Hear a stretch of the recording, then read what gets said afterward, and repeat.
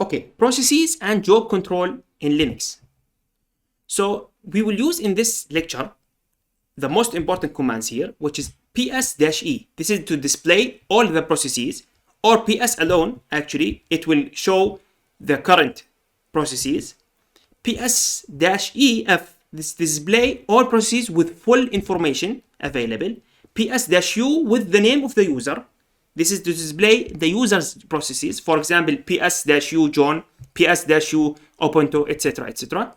Top, this is interactive process viewer. This is the same as task manager in Windows, the top, or htop actually.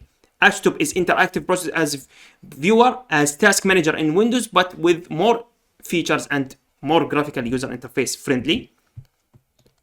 Now we will use the command ampersand or and. So this is to start the command in the background. We have Control C. This is to kill the foreground process. We have Control D. This is to exit foreground process. We have Control Z, suspend the foreground process.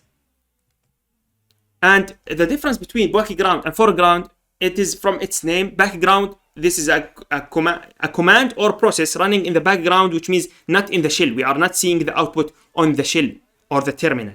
But the foreground, which means that when I type specific command and the output will be a real-time outputting to the terminal. Okay, this is the foreground and the background. Okay, we have the BG, which with percent the number. This is to give or to let that process and to suspend it to be a background. FG, the number, this the number of the process, by the way. This is to foreground suspend the process. And we have kill PID name. This is to kill process by PID or name. Okay, so kill the name of the process or the PID of the process. Kill-L to display list of signals. Okay, and don't worry, we will handle all of that again in the practical lecture.